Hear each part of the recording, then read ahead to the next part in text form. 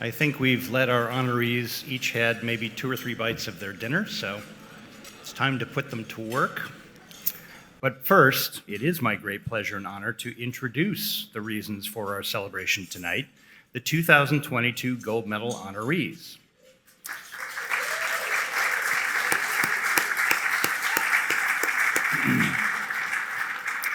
Thank you.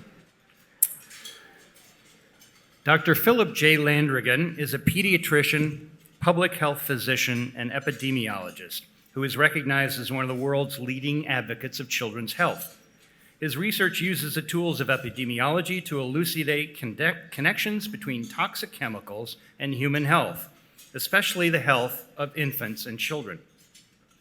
He is particularly interested in understanding how toxic chemicals injure the developing brains and nervous systems of children, and in translating this knowledge into public policy to protect health. He is a member of the National Institute of Medicine. Dr. Landrigan's early studies of lead poisoning demonstrated that lead is toxic to children even at very low levels, and contributed to the U.S. government's decision to remove lead from paint and gasoline, actions which reduced the population mean blood levels in the USA by more than 90%.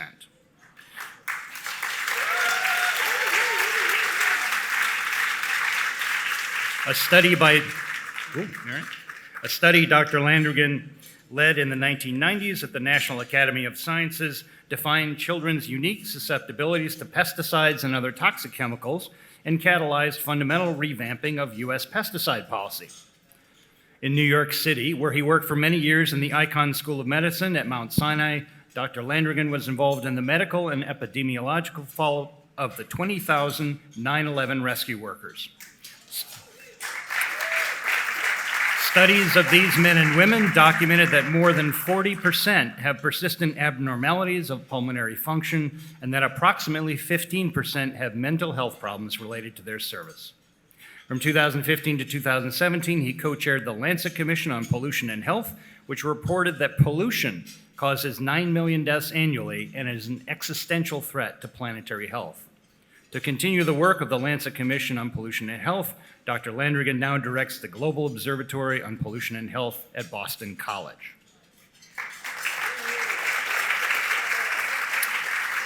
Jennifer J. Raab is the 13th president of Hunter College, the largest college of the City University of New York.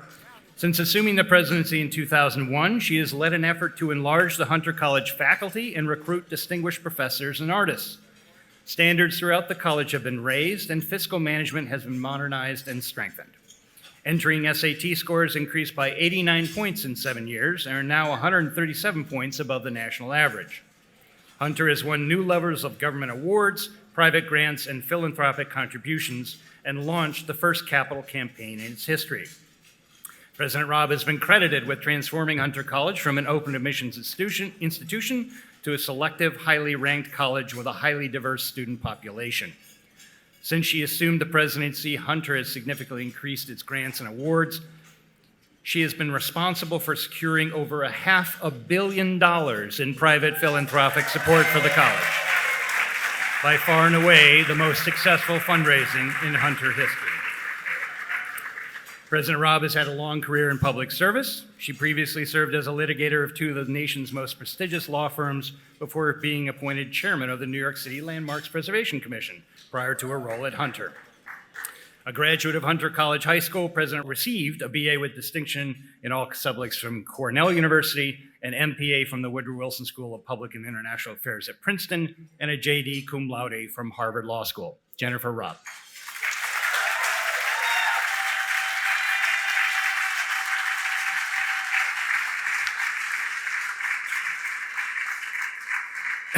Neil deGrasse Tyson is an American astrophysicist, author, and renowned science communicator who is the 5th head of the world-renowned Hayden Planetarium in New York City and the first occupant of its Frederick P. Rose directorship.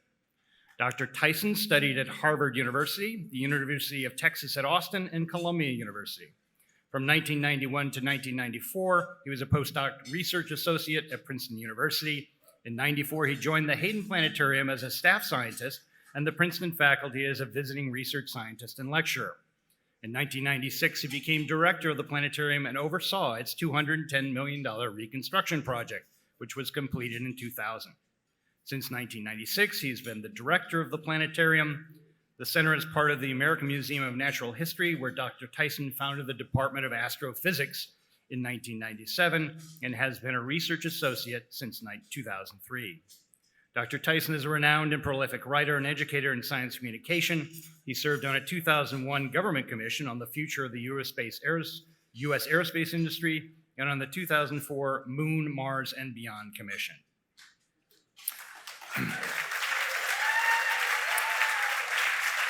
From 2006 to 2011, he hosted the television show Nova Science Now on PBS.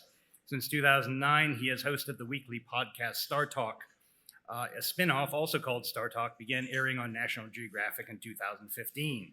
2014, he hosted the television series Cosmos, a space-time odyssey, a successor to Carl Sagan's 1980 series Cosmos. The U.S. National Academy of Sciences awarded Tyson the Public Welfare Medal in 2015 for his extraordinary role in exciting the public about the wonders of science. Ladies and gentlemen, please give our 2022 honorees a hearty welcome and a big round of applause.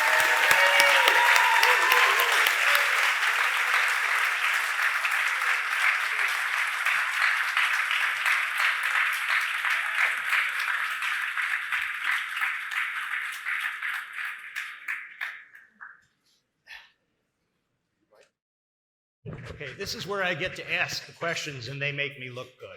So, Phil, I'm going to start with you, if I could. You've had a remarkable career identifying and then publicizing epidemiological threats to people, particularly children. How did you get started in your work and what made you focus on those particular threats? Started by accident. Started in 1970. I was at the end of my pediatric residency at Boston Children's Hospital. I got drafted, Vietnam War. I was lucky. I ended up at the CDC in Atlanta, brought in through this program called the Epidemic Intelligence Service. I was an intelligence officer, something I didn't know existed before that, and learned how to chase epidemics and learn how to look at how diseases move through populations. And it was transformative. It changed my life and never looked back. Interesting. Jennifer, you were originally trained as a lawyer and worked for two of the most prestigious corporate law firms in New York and the country. What made you make the switch to public service, to the Landmarks Commission and later Hunter?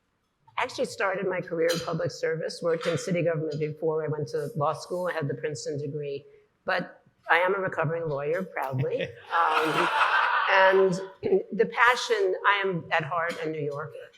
And you mentioned the change in education.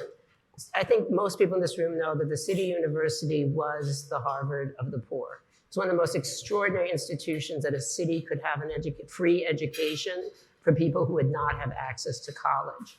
And politically, that changed. And the system went to open admissions. It became a place where we spent our time and our money helping people get ready to go to college. It was a policy that was cost of good intentions. It didn't work. So in 1999, when the mayor and the governor at that point said they were going to put back standards, it was a calling. And a little personal thing, I started my life as an educated person on that corner. Because when I was 12 years old, I got to take the test for Hunter High School. I passed it. I was told in my Washington Heights neighborhood that if I went downtown, I would become a man-hater and a snob because it was an all-girls school. My mother, who was uneducated and overwhelmed as a widow, said, "You're getting on that bus." And that corner changed me, and I felt I can do the same for the kids of New York City, and it's been an amazing 22-year run.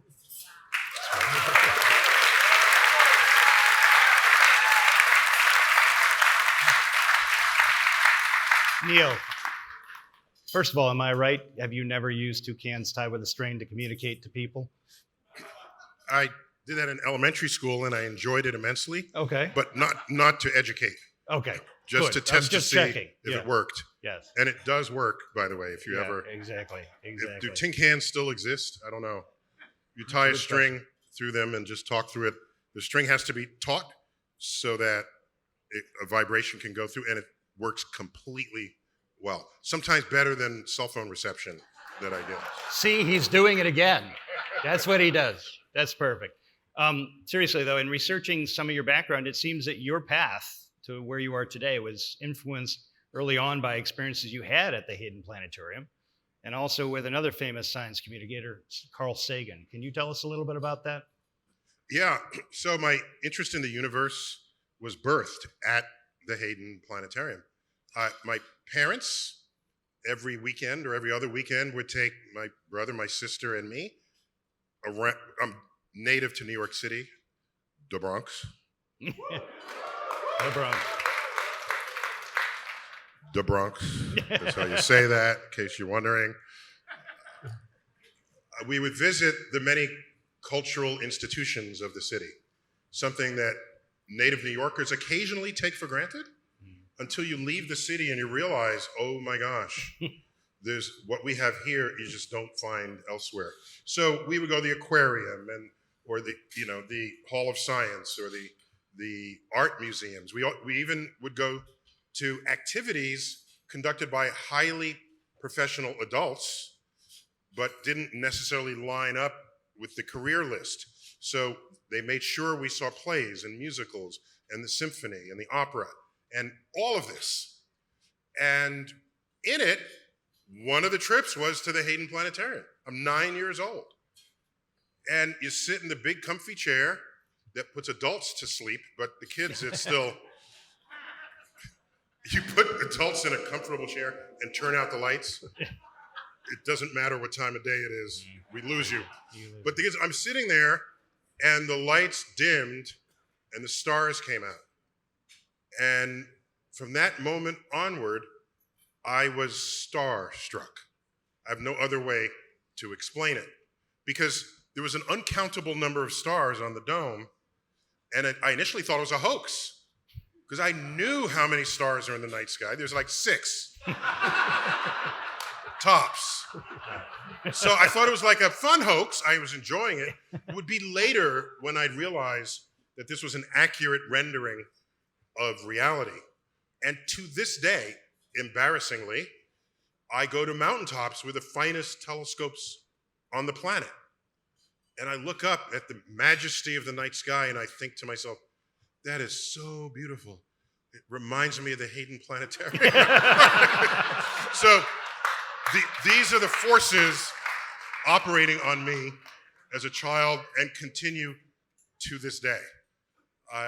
The planetarium was not only that baptism, that cosmic baptism, but I would continue to attend. Once you see the show, what else is there? The institution had evening classes.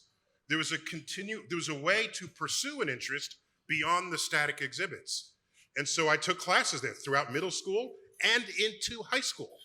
It's how I learned what a scientist is, what an educator is. I remembered there was an educator there who, every time he spoke, you just didn't want him to stop speaking.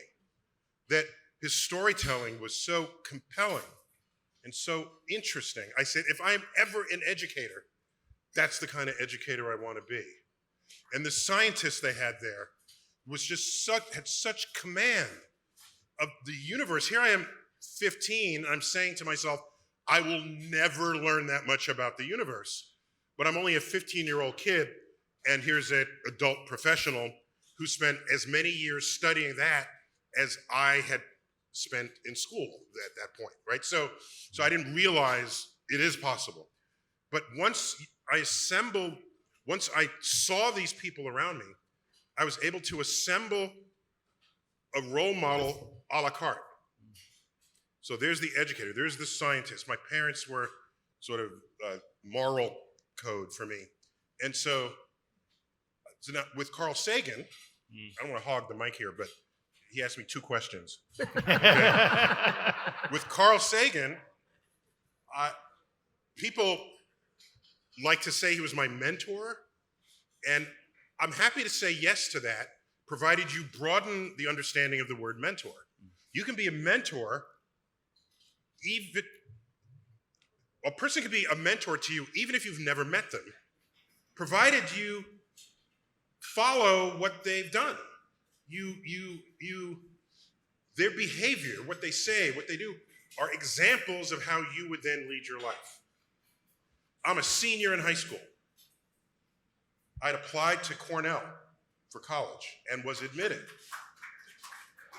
But don't applaud just yet, because I only just began that part of it. Unknown to me, the admissions office had given my application to Carl Sagan, who was a professor of astronomy at Cornell. And my application was dripping with the universe.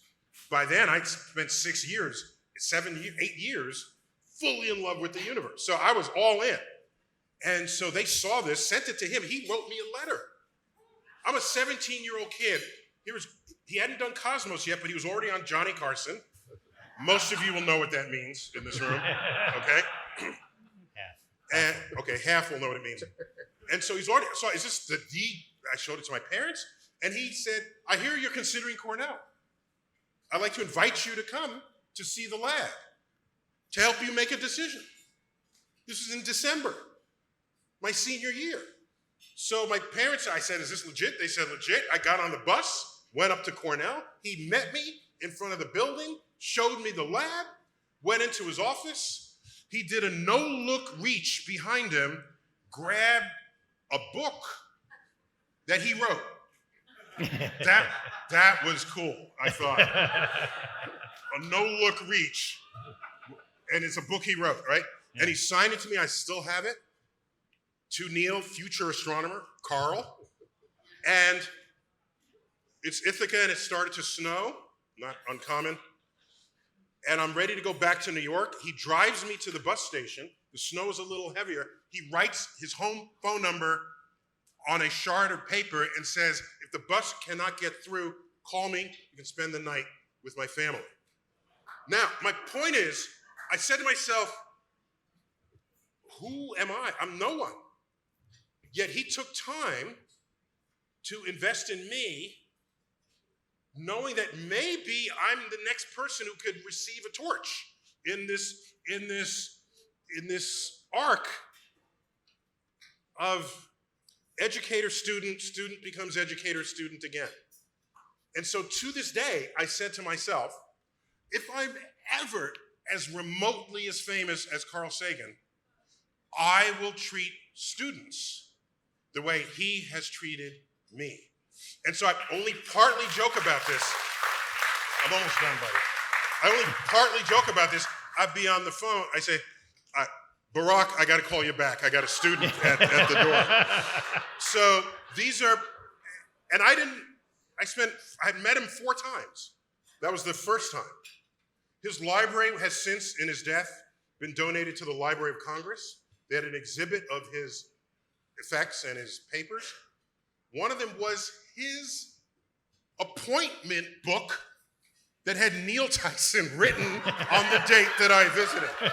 So they found this. And so I feel a deep sense of obligation and duty to a next generation so that they can have the experience and feel the forces of encouragement that I felt coming up in the room.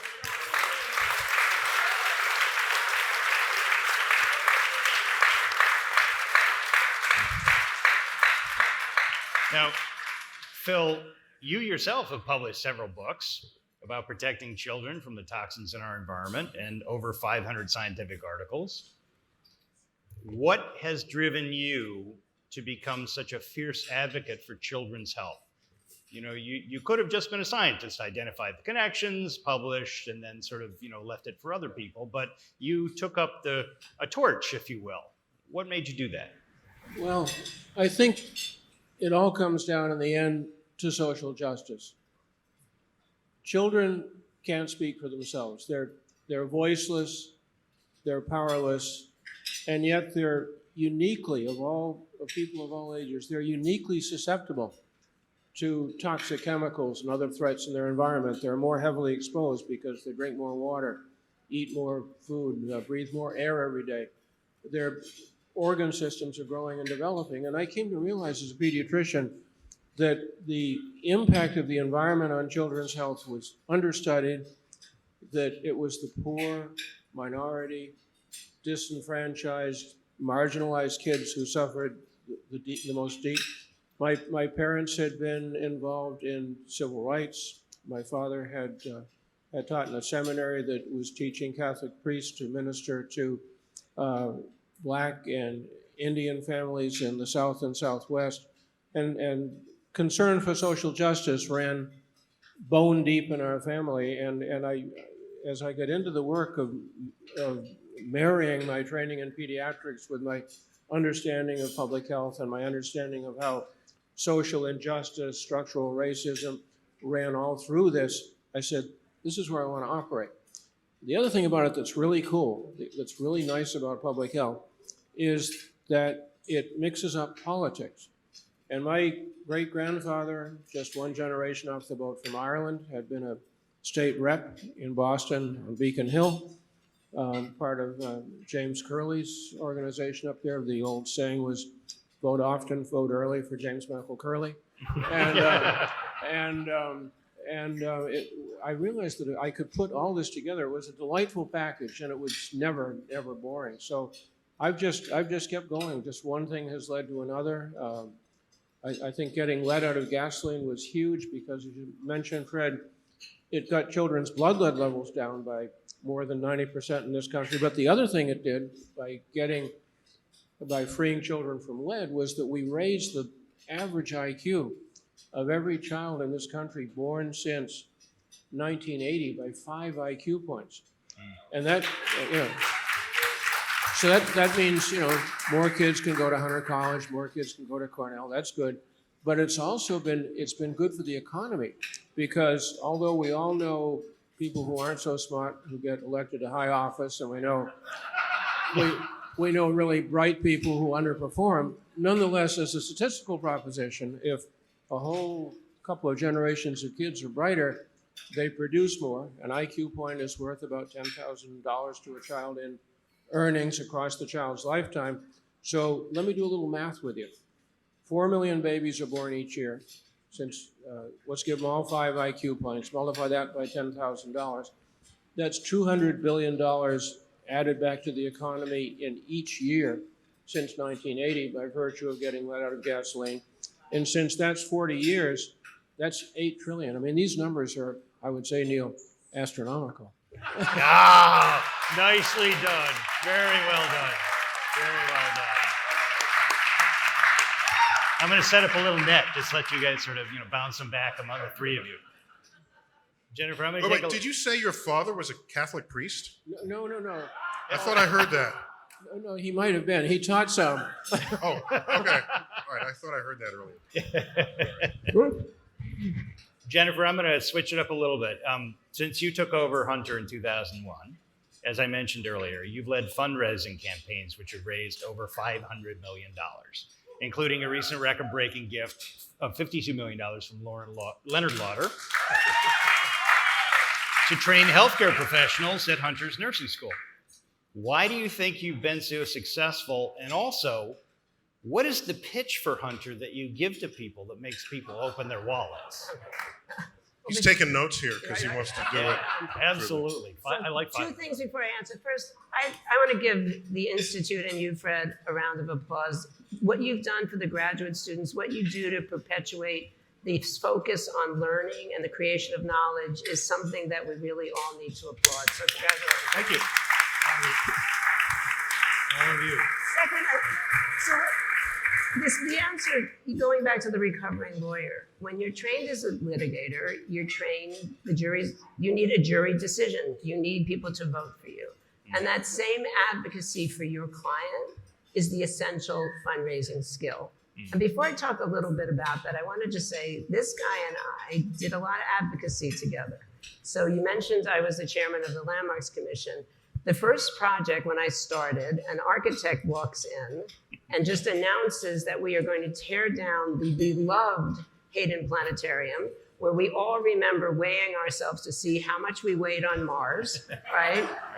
And we're just going to put a glass box with a glowing sphere in it in the preservation devoted Upper West Side of New York.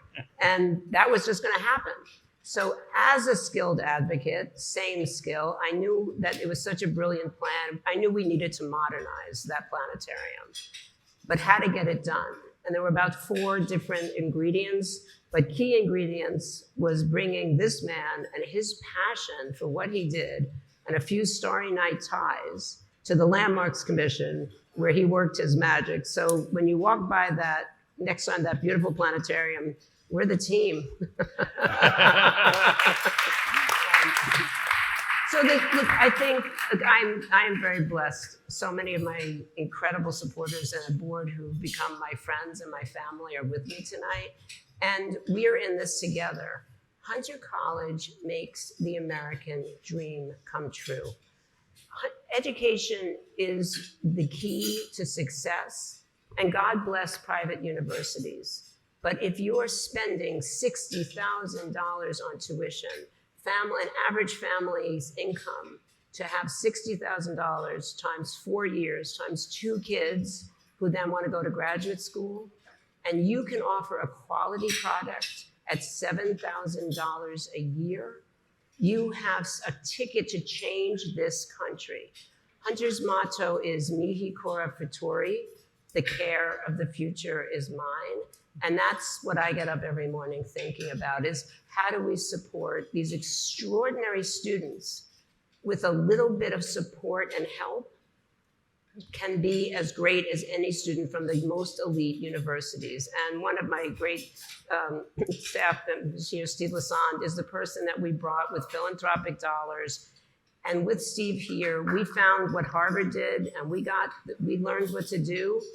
2 Rhodes Scholars in 4 years, 3 Schwartzman, 4 Marshalls, tons of Fulbright at a public university. So,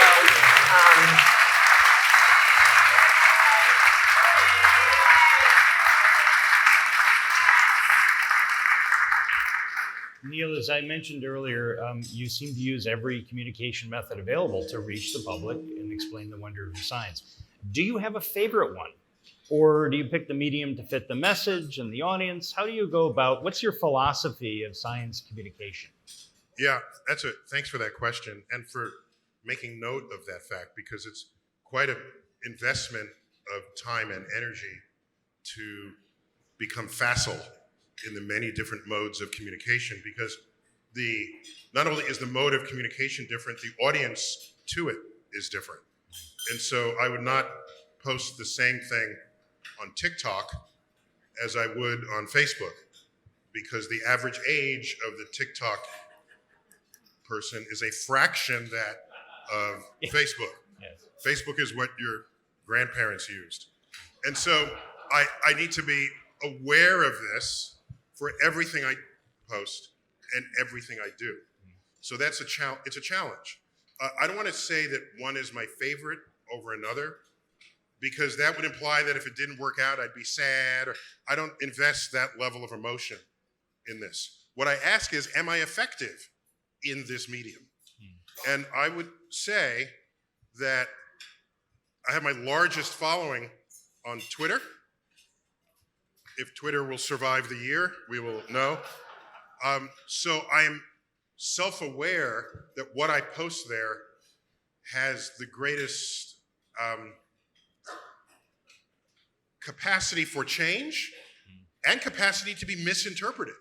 There's quite the cesspool of instantaneous response to what anyone posts. And though what I have found is, when I do post to Twitter, I know immediately how people are reacting to it. If I think what I posted is funny, but no one is laughing, it's not funny. I gotta get over that. If I think something is clever, no one thinks it's clever, it's not clever. So this is it's a neurosynaptic snapshot of how someone is responding to the words I use, my sentence structure, my humor, and my politics, or whenever politics filters in. And so, which is actually never, but people think it does. If I can give a quick example. Sure. I noted at one point that Republican voters were dying at 5 times the rate of Democrat voters because of a difference in vaccine hesitancy between these two groups. I posted that before the midterms, and I thought maybe the Republicans would get together and say, we can't have us dying before the midterms, let's all get vaccinated. I thought maybe that's what they would say. The tweet was objectively true when you looked at the numbers. People responded, why are you getting political? How dare you get political? I follow you for science. You should stick to the universe.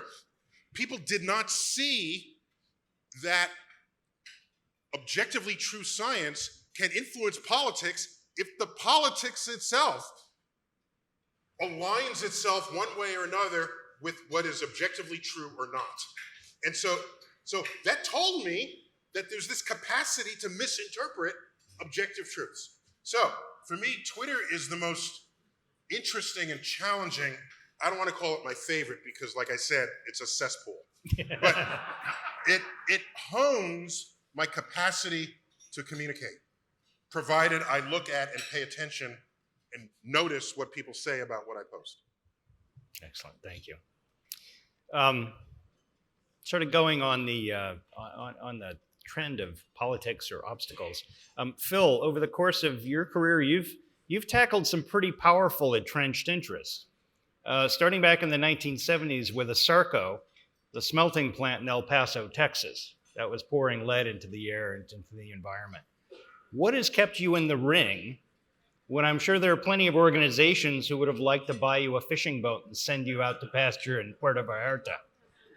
Right, so you mentioned ASARCO. ASARCO was the American smelting and refining company. They were the biggest company and by far the biggest polluter in El Paso, Texas. And I was a young 27, 28-year-old officer in the U.S. Public Health Service down there doing door-to-door epidemiology, taking blood samples from children to track the spread of lead poisoning through that town in relation to the smelter. And one day, I got a call from the man who was the lawyer for ASARCO, and he said, "Doctor, would you like to have lunch?" And being young and excessively naive, remember I was from New England, I said yes, of course. And so he took me up to this, it was called the Cattleman's Club. You can't make this stuff up on top of the tallest building in El Paso, which was the El Paso Natural Gas Building. What connection, I'm not sure. And we had a nice lunch. And at the end, he took me over to the window. There was this big picture window looking out over El Paso and down into Mexico. It's right on the border. It reminded me of that scene in the Bible where the devil takes Jesus up to the mountaintop, and he says, not that I thought that I was Jesus, but I wasn't sure who he was. And, and he said, "Doctor, are you having a good time in El Paso?" And I said, "Yes, Mr. D, I am." I said, "The people here are very friendly. The Mexican food is really great. People are very friendly. The children put out their arms and let us take blood. The study is going quite well, and I think we'll probably have a good report in 6 or 8 months that you'll enjoy reading." And he says, "Yes, but is there anything I can do to make your stay here more comfortable?" And I said, "No, I don't think so, but thanks."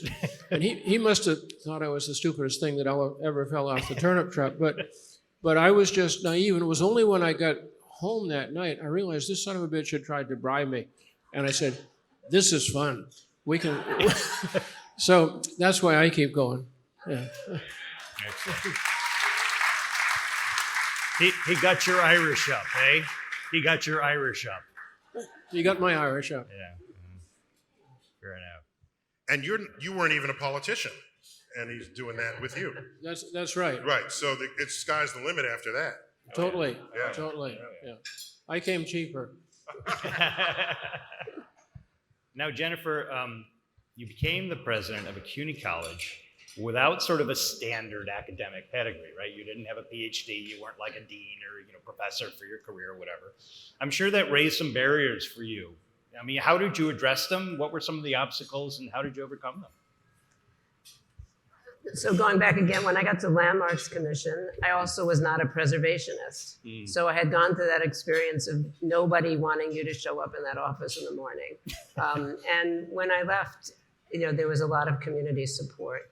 And I've always said it was brash and it was, maybe a little arrogant to think without an academic background, you could lead a college. But as I said, City University then was going through this total turmoil. And it was changing from open admissions to selective. It was not a strong system. It was not invested in. And the other candidates had a PhD. They did not have my passion for this city. And they did not have that life story I mentioned, where my life, I'm the youngest of 4 children. I'm the only one to go to college. I turned up on the corner of Hunter High School, and people said, you're going to go to college, you're going to be educated, and the public system is going to do this to you.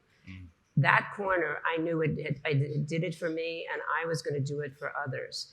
And so I understood when I got there, I was not who people wanted to see. But I pledged really my heart and my soul to help raise the standards of this jewel. And we must have strong public higher education in this country because we have to have the access. And it is too expensive to try to educate everyone in private systems. And the key now is going to be stronger public colleges. And that's what this city needed.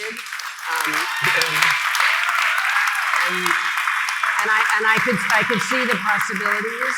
And I also knew, I said, if you have someone has a PhD, but no one has my love of New York, the people I know, my ability to bring people along in a mission to make change. And that's what we've done here. And it's really, you think about the access. One of the things I'm most proud of is we have hundreds of dreamers in every class. These young people who were brought to this country with no idea that they were not supposed to be here. And they find out in high school that they can't apply to a private college, that they can't get aid.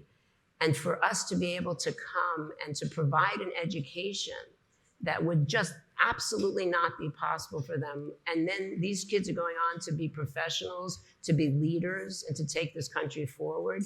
What a gift. So it was really the ability to see what a public education could do.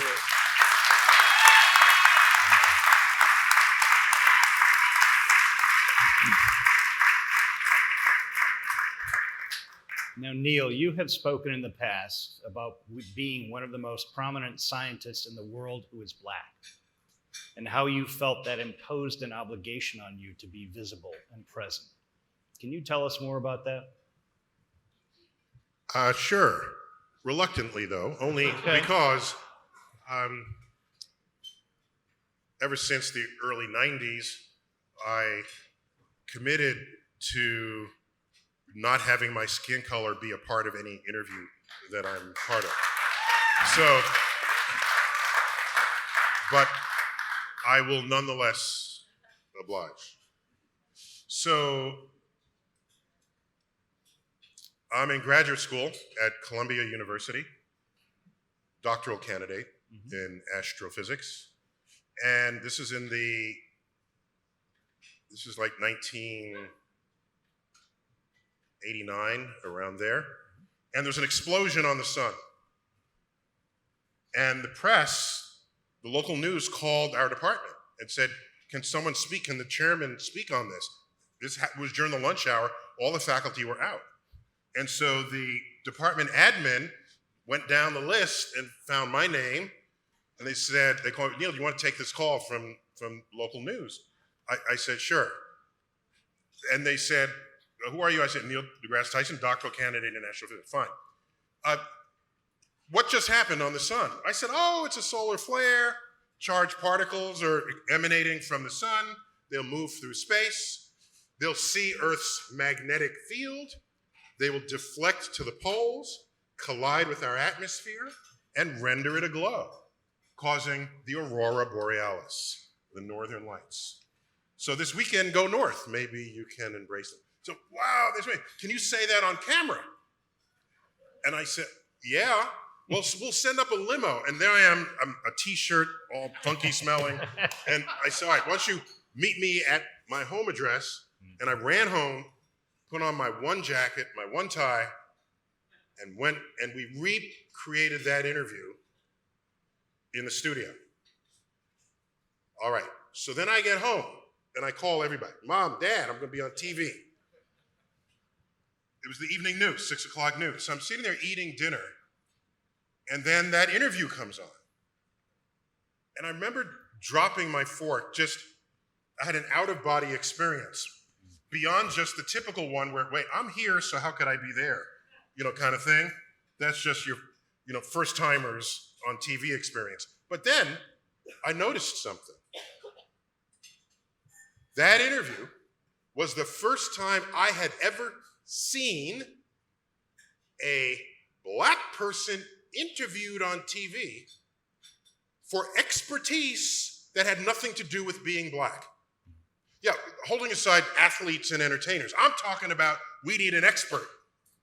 And there I was telling him that Earth is going to be okay in this explosion. He didn't ask, how do black people feel about this? Do those rays affect your skin differently from mine? That was not part of the interview. And I realized what was one of the last lingering elements of racism. Oh, it's like dark-skinned people are stupid, and that lingers in there. And the person with the squeegee trying to clean your windshield at the red light, if that's all you see, you'll think, oh, they're just too stupid to have a job. And I realized that if you saw me tell you that Earth is fine in an interview that had nothing to do with being black, you now have to confront the fact that that person is black in the street. And then you have to say, well, wait a minute. If I saw a black person telling me Earth is fine, this person could have been that person. And this creates a cognitive dissonance in the racist minds that prevailed in the day. And I said to myself, am I just delusional? Do I only just notice this because I happen to notice it? So I took 2 years after that, and I monitored the news. And for 2 years, because I thought I only noticed it because it was me, maybe. So I would have biased data, as any epidemiologist would care. Are my data biased? Because I'm the one who I noticed. So I spent 2 years monitoring every black person interviewed. Every single one was, oh, tell me about the economic zones up in the inner city, and how about the food distribution? And everything had to do with being black. And so in that moment, I said to myself, this is the way to convince a world that black people can be smart and tell you that Earth is safe. And you're going to listen, and you're going to understand it, and it's going to change how you look at all the other black people you might see who are struggling to rise up in a system that prevents it because you put stuff in the way of them. And I clawed through that, through my educational past, to get to where I was, just so that I could even be that visible. So you asked me, what was that?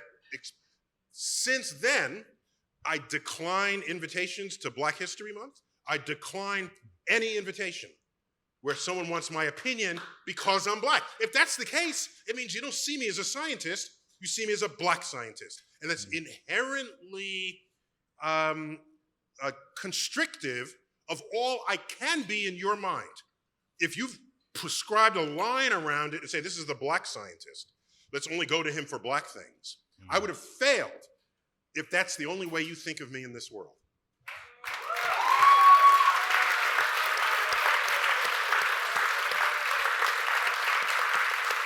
Well said. Well said. Now, And by the way, dark skin is more resistant to sunlight than light skin. Just look. Skin cancer is 30 times more likely in light skin than in dark skin. So it actually, had they asked it, I would have had a legitimate answer to that. But yeah. I like to open up this question to all of you because I've characterized you all basically as educators. I mean, you may have a different opinion what you do for a living, et cetera, but I'm the MC, so I get to do that. But I'm sure you all have opinions about education and education in the society.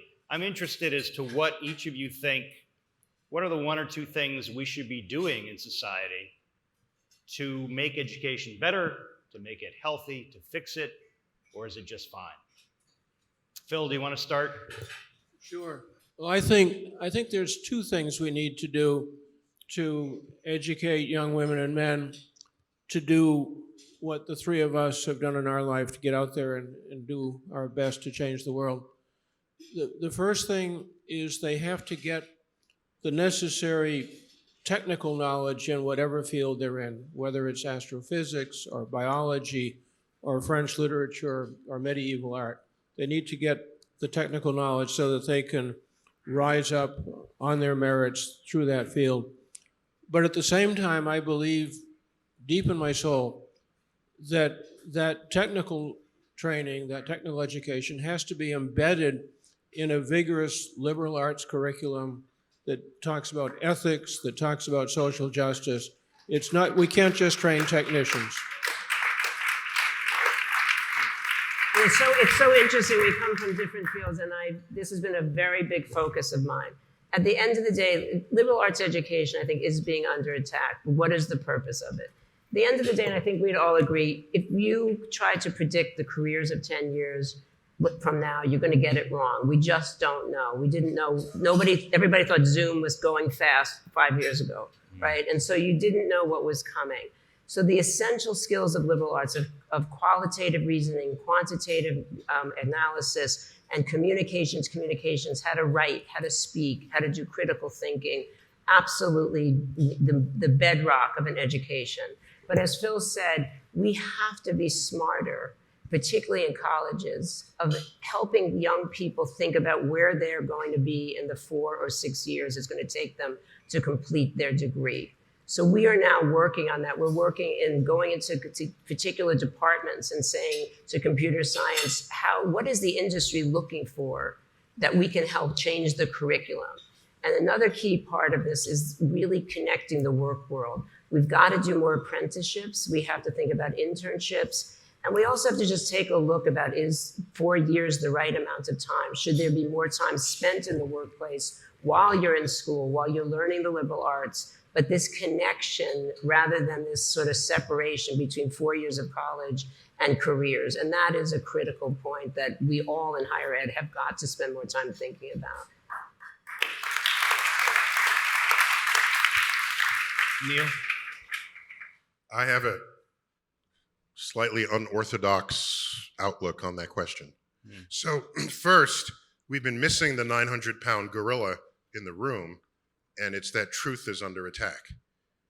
And that truth is under attack is not so much a problem of students in school, it's the 5 times as many people who are not in school, who we call adults, who run the country, who wield resources, who are our politicians, and they're the ones that are the source of these problems. So I don't have the patience to sit there and say, let's fix this curriculum, and then in 20 years, maybe they'll run for office and do right by the country.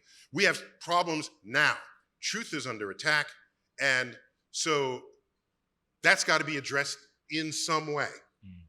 And I would suggest, now getting back to the school system, that at every turn of the syllabus, practically in every class, people are taught and they learn what science is and how and why it works and how it gets you to an objective truth. It's why you can say that something is true and something is not true. The good thing about science is, when observationally, experimentally verified, is that it's true whether or not you believe in it. That's a remarkable fact. And not enough adults see that and understand that. And so, yeah, you can't stick all the adults back in college. I don't have an easy solution for that, but I know that they're the problem and they're going to be there for a long time. So we need to recover not only an understanding of what truth is, but recover some sense of, dare I use the word faith, in our institutions.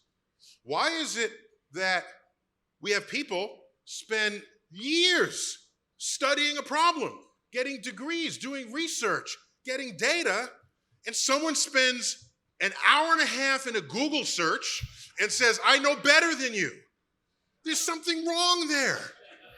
Somehow we think that's okay to do that. So somewhere in there needs to be a rebalance of people's access to what is or is not true. Because without that, we're building a house of cards that'll collapse under our very feet.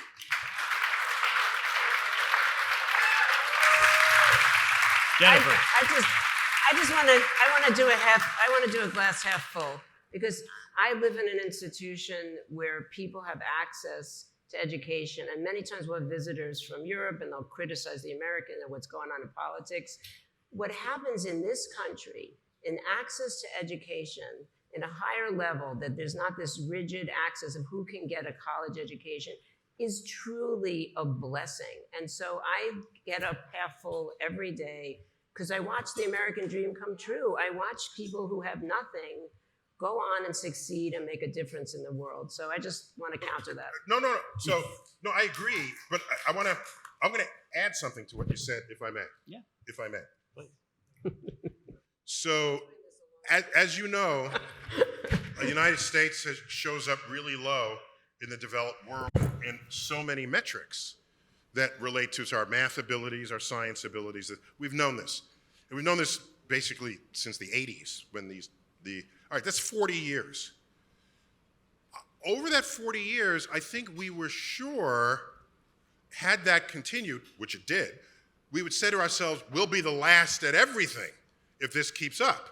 We're going to lose our economic abilities, our innovations, so this is a problem, we told ourselves. However, I've thought that through a second time, and I think differently now, and it resonates with what you said. So, in this country, interestingly, the next generation has hardly any respect for its elders. Hardly any. You know this. You know this, you go to a mall, and there's a child that's out of the stroller, and if the parent says, I need you to get back in the stroller, if the kid says, no, I don't want to, it's an American kid who says that. You know this, you know. And if the kid obediently gets back in the stroller, it's a kid from another country, possibly even another planet.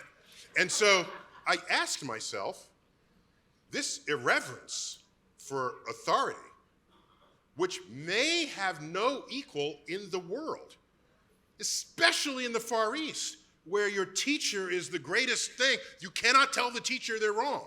You cannot tell your elders they're wrong. There's a cultural force operating against that conduct. Not here.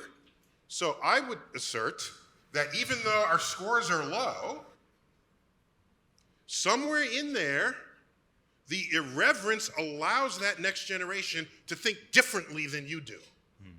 To say, I'm not going to do it the way my parents did. There's got to be another way. And therein are the seeds of innovation, because this country keeps innovating, even in the face of all the dire data about what we are relative to Japan, to Europe, to anywhere else that we get compared with. We still innovate, and other countries want to figure out how it is we innovate. And I got to tell them, let the kids scream at you and not get back into the stroller. Because that, even though some of them will be truants and end up in jail, that category of behavior includes people who have thoughts that have never been had before and are no longer constrained by what your teacher learned when they were in school. So I'm agreeing entirely with you that if you fully exploit those freedoms, there is no limit to how far you can ascend in this country. I want to test Fred. After the planetarium was passed, I asked Neil to come and be principal of the day at my darling daughter Miranda's public school, which had the only public school planetarium in New York City. And this guy on a loudspeaker in a public school was a sight to behold. Yeah, I sat in the principal's office for a day. He did. And I didn't tell anybody, but I stole the principal's notepad. You need That's that. what Because it is. that's what it is. It says principal. That's the most powerful notepad in the world. He I loved still that. have He that loved- in my he loved desk that. at the planetarium. All right, I'd like to open this up to some questions from the audience. Does anybody have a question for one of our panelists? Angela. Dr. Tyson, I have a question. Recently, there was an experiment in which quantum computers created a wormhole. Was this theoretical or actual? I'm not authorized to comment further on that. Yeah, there was a quantum computing is a frontier in the electronics of how we compute. And the quantum involves the probability of certain values. So you may remember that a bit is either a 0 or a 1, a computing bit. It's called a bit. But a qubit, a quantum bit, can be a 0 or a 1, is either a 0 or 1, or any combination of the two. Any statistical combination of the two. This is freaky. It's quantum physics. Oh, by the way, our binary brain is what prevents us from seeing fundamental things on a spectrum. Are you a boy or are you a girl? Are you with me or are you against me? Are you on this side or on that side? And this limitation of the human brain's capacity to see information plainly presented to you on a spectrum may be the greatest source of tribal conflict in the world today. What I'm saying is qubits have no problem being all 0, all 1, or any combination of those two. Okay, just as the gender spectrum has manifested in this world. So, in the qubit, what the computer does is exploit the uncertainty in the interest of a calculation. And what they did was they simulated a black hole. Simulated. Don't worry. By the way, if a black hole really were to eat Earth, it would happen faster than you would know to react, so just don't worry about it. Okay, so there's a circuit calculation that could have only happened if one part of the circuit communicated with the other instantaneously in a quantum way, which is being interpreted as these two parts of the circuit being connected together as a wormhole. It was a baby wormhole. It's not, you can't fit in the wormhole. It's a tiny, low-level wormhole. But it's a start. And the idea that two parts of a space can communicate with each other instantly, faster than the speed of light, is consistent with those 2 points in space being connected by a wormhole. And that's what was reported. Yes, it would be quantum entanglement. It's a version of that, yes. Right. Who else? You don't have to ask a question about quantum physics. Yes, John. I won't ask a question on quantum physics, but I am curious to ask these three distinguished educators their thoughts about illiberalism and the constraint of freedom of speech on America's campuses and what should be done about it. Jennifer, you want to take a crack?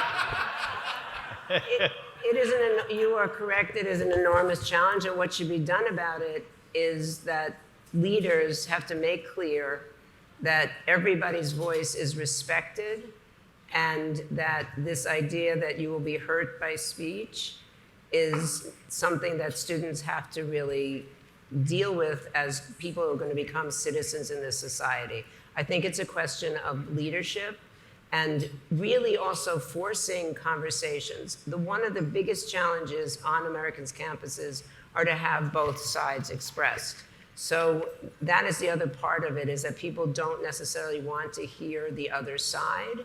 And you talk about binary, and that is really a question of leadership. So when somebody wants to bring a controversial speaker to campus, I am the first person to say, we're going to have them, we're going to listen to them, we're going to ask respectful questions, but we're not going to shut out a viewpoint because it's not what you want to hear. And you are absolutely right, it is one of the most frightening things happening in higher education, and this is where leadership matters.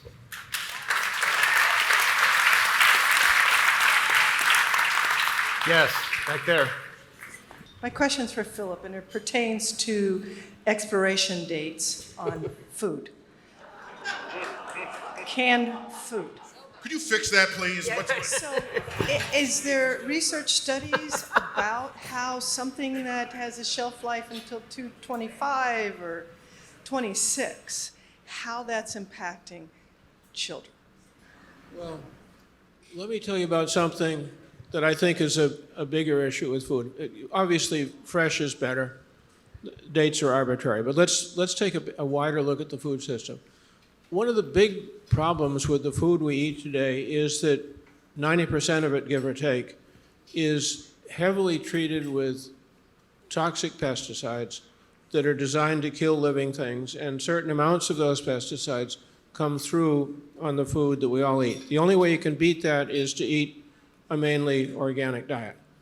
And the consequence of this is that people all across our society, but most especially infants in the womb and little babies who have very little capacity to fight back against these chemicals, are being damaged. And we know so little about most of the chemicals to which we're all exposed every day. You know, when people go into Target, when they go into Walmart, when they go into these big stores, see stuff neatly packaged on the shelf, CVS drugstore, you think that somebody up there or down there in Washington must be looking out for you. They're not. Turns out that more than 80% of the chemicals that are on the shelves in your local store have never been tested for safety or toxicity. 90% have never been tested for whatever particular damage they might cause to kids. So the real issue is not sell-by dates, even though that's important, of course. I wouldn't want to eat stale steak. But the real issue is we need to reform the chemical regulatory system in this country, which is an utter mess. It is so profoundly corrupt. The agencies have been totally captured by the chemical and the pesticide industry that it's a threat to everybody's future. Don't mean to be dire, but talk about needing to educate politicians about the truth that gravity actually works, for example. Pesticides really do poison, and they're pretending that they don't. A quick NASA story about expiration date. I was visiting the Johnson Space Center where they train astronauts, and there's a kitchen there that experiments with food for long-term space journeys. And I had a package of steak that had been irradiated, so there was nothing alive in it, and had been shrink-wrapped and had been sitting on the shelf for 10 years. And so I ate it. And while the flavor was very steak-like, it began to lose texture. The protein were losing, so it was a little mushy. But if I'm otherwise dying in space, I'm going to eat that steak. Yeah. Jamie. So in the world where people have, some people have outsized voices in the media, and others don't, and so some of those people in the media are able to speak perhaps things which aren't truthful or not objectively truthful.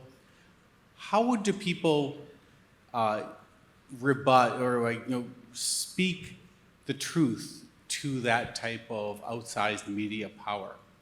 For instance, it's great to say we're going to have both sides of the equation on a college campus and people speaking about this, but then somebody goes on media and they've got 300 million followers, and an individual is influenced with the lack of accuracy of their facts. Can I hit that? That's yours. Yeah.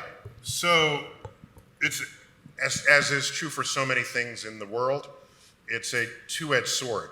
So that same platform of the loudmouth person speaking objectively false things. Oh, by the way, I just want to distinguish what Jennifer is surely referencing, where you have two people who might just have different political views about what solutions some problem society faces would benefit from.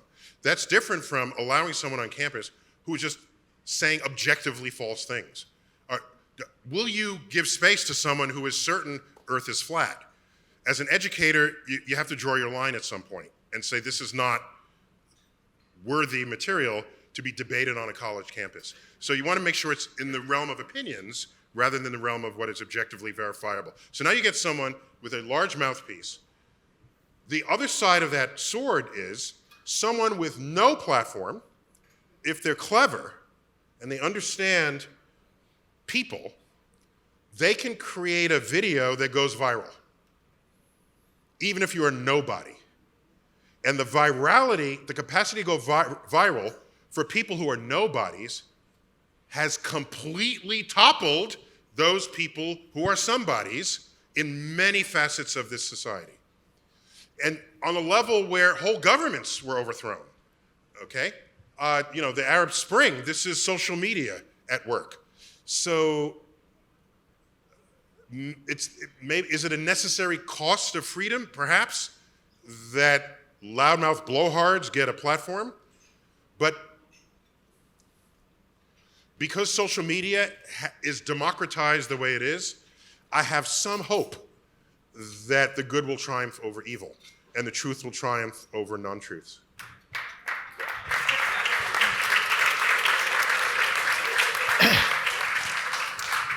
I think we owe our panelists some applause, don't you? Stay there. Don't go away.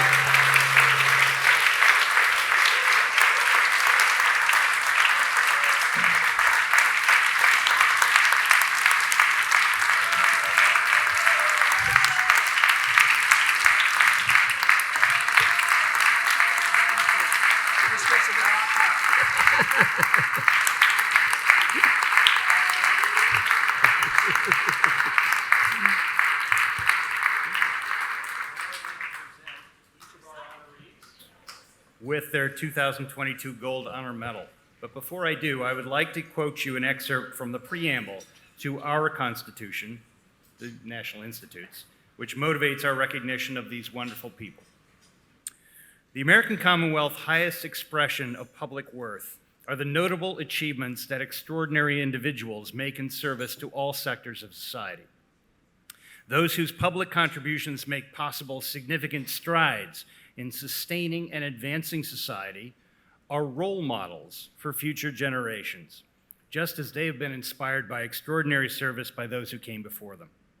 Celebrating the worth of noble accomplishment, honoring the leadership of the imagination and skill that illumines our lives and advances the social sciences broadly, and recognizing high service to humanity are solemn responsibilities that the Congress of the United States of America, by its acts adopted in 1898 and 1925, has entrusted to the care of the National Institute of Social Sciences. That's what we're doing here today.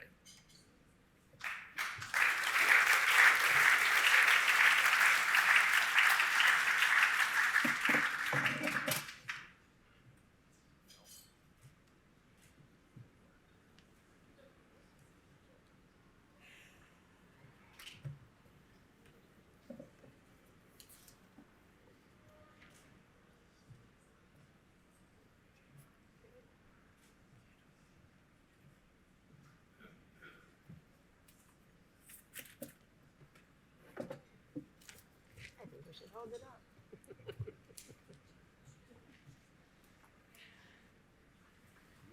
Let's get along another round. I think so.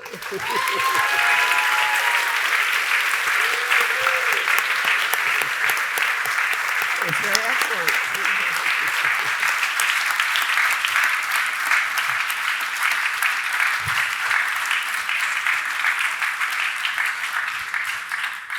Ladies and gentlemen, tonight we have welcomed 3 more role models to the long and distinguished ranks of our past honorees: Dr. Philip J. Landrigan, Jennifer J. Raab, and Neil deGrasse Tyson. I couldn't be more delighted that they have honored us both with their presence, but more importantly, that they have honored and benefited society with their remarkable accomplishments and service to humanity. Let's give them one last round of applause, please.